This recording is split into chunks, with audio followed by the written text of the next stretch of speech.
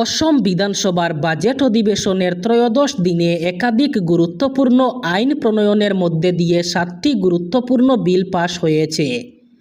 পাশাপাশি আরও একটি গুরুত্বপূর্ণ বিল বিধানসভায় পাশ হয়। সদনে শিল্প এবং বাণিজ্য মন্ত্রী রামেশ্বর তেলির প্রস্তাবে অসম দোকান ও প্রতিষ্ঠান সংশোধন বিল 2026 গৃহীত হয়। এছাড়া অর্থমন্ত্রী অজন্তা নেওগের পক্ষে সংসদীয় বিষয়ক মন্ত্রী পীযূষ হাজারিকার উত্থাপিত অসম পর্যটন উন্নয়ন ও নিবন্ধন সংশোধন বিল 2026 সর্বসম্মতভাবে পাশ হয়।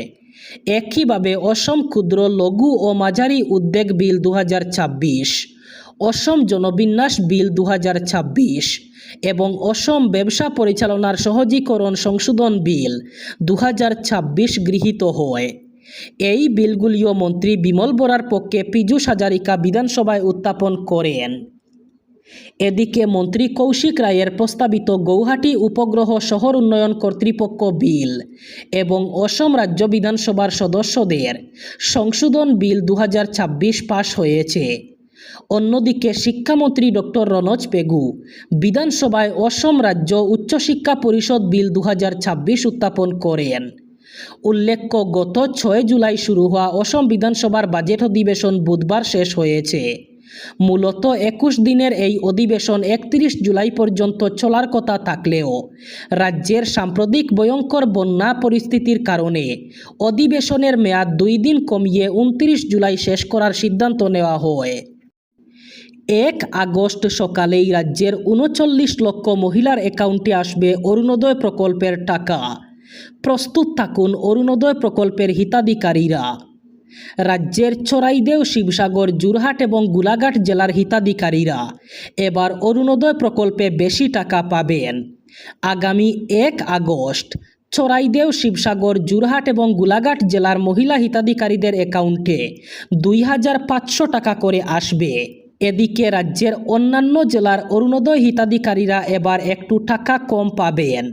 এবার আর 1250 টাকা দেওয়া হবে না, একটু কম টাকা দেওয়া হবে অরুণোদয় হিতাধিকারীদের।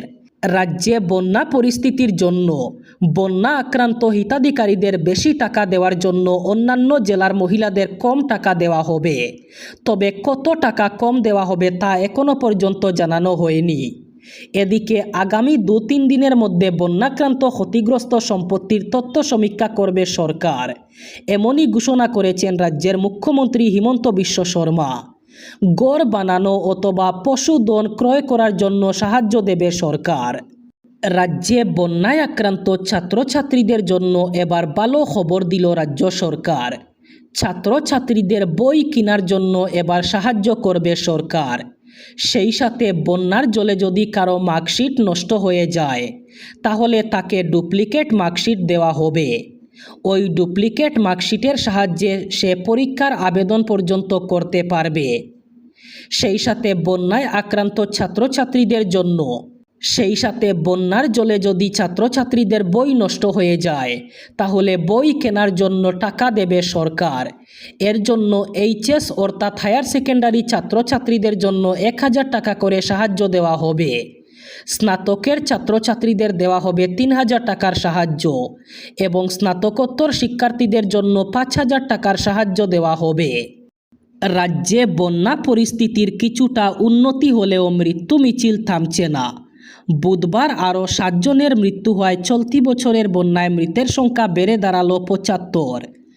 অসম স্টেট ডিজাস্টার ম্যানেজমেন্ট অথরিটির সর্বশেষ তথ্য অনুযায়ী নতুন 7টি মৃত্যু শিবসাগর জেলার নাজিরা রাজস্ব চক্র এলাকার। বর্তমানে শিবসাগর, চড়াইদেও, গোলাঘাট, যোরহাট, নোয়াগাঁও, শোনিতপুর এবং কামরূপ মেট্রো এই 7টি জেলা বন্যার কবলে। এর মধ্যে সবচেয়ে বেশি ক্ষতিগ্রস্ত শিবসাগর এবং চড়াইদেও।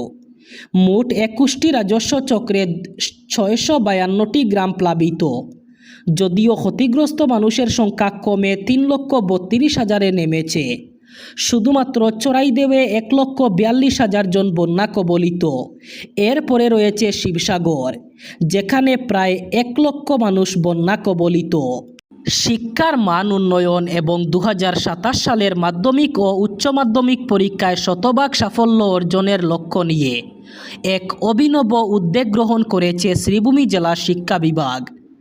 পরীক্ষার্থীদের শুধু শ্রেণীকক্ষ ভিত্তিক পাঠদানের মধ্যে সীমাবদ্ধ না রেখে তাদের পারিবারিক পরিবেশ, মানসিক অবস্থা এবং পড়াশোনার অগ্রগতি সরাসরি পর্যবেক্ষণের জন্য শুরু হচ্ছে প্রকল্প 100% সাফল্য এইচএসএলসি এবং এইচএস পরীক্ষা 2027। মঙ্গলবার শ্রীভূমি স্কুল পরিদর্শকের স্বাক্ষরিত এক সরকারি নির্দেশিকায় জেলার সরকারি প্রাদেশিকীকৃত বেসরকারি হাই স্কুল, মাধ্যমিক এবং সিনিয়র সেকেন্ডারি বিদ্যালয়ের প্রধান শিক্ষক শিক্ষিকাদের এই কর্মসূচি দ্রুত বাস্তবায়নের নির্দেশ দেওয়া হয়েছে। এর আওতায় দশম এবং দ্বাদশ শ্রেণীর প্রতিটি পরীক্ষার্থীর বাড়িতে গিয়ে শিক্ষকরা গৃহ পরিদর্শন করবেন।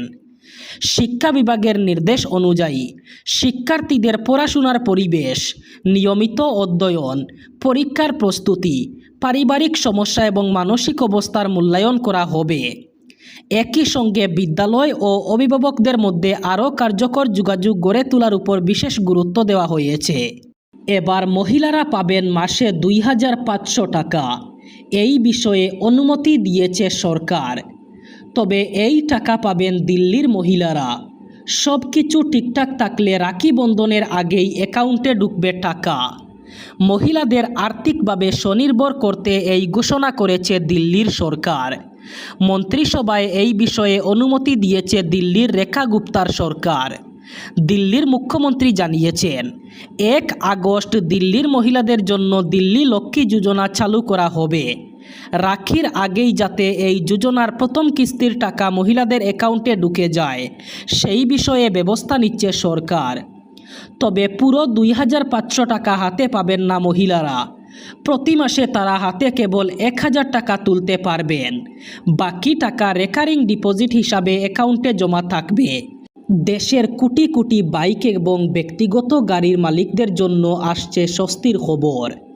কেন্দ্রীয় সড়ক পরিবহন এবং রাজপথ মন্ত্রণালয়ের বাহন প্রদূষণ নিয়ন্ত্রণ প্রমাণপত্র অথবা পলিউশন আন্ডার কন্ট্রোল সার্টিফিকেটের বৈধতার নিয়মে এক বড় পরিবর্তন আনার প্রস্তুতি চলছে। সরকারের জারি করা এক অধিসূচনা অনুযায়ী 6 বছর পর্যন্ত পুরনো BS6 ব্যক্তিগত গাড়ির পিইউসি প্রমাণপত্রর বৈধতা বর্তমানের 1 বছরের পরিবর্তে 3 বছর পর্যন্ত বৃদ্ধি করার প্রস্তাব নেওয়া হয়েছে। এই নিয়ম কার্যকর হলে গাড়ি মালিকরা প্রতি বছরের পলিউশন সার্টিফিকেট নবীকরণ আর করতে হবে না। খুচরা অধিসূচনা অনুযায়ী BS6 বাহনের ক্ষেত্রে বয়সের ভিত্তিতে পৃথক পৃথক নিয়মের প্রস্তাব দেওয়া হয়েছে। 6 বছর পর্যন্ত পুরনো গাড়ি এবার থেকে আর প্রতি বছর নয়, 3 বছরে মাত্র একবার প্রদূষণ পরীক্ষা করালেই হবে। 6 বছর থেকে 10 বছর পর্যন্ত পুরনো BS6 গাড়ি, এই গাড়িগুলিতে প্রতি 12 মাসে একবার পিইউসি প্রমাণপত্র নবীকরণ করতে হবে এবং 10 বছরের অধিক পুরনো BS6 গাড়ি, এই গাড়িগুলিতে প্রতি 6 মাসে একবার প্রদূষণ পরীক্ষা করাটা বাধ্যতামূলক করা হয়েছে।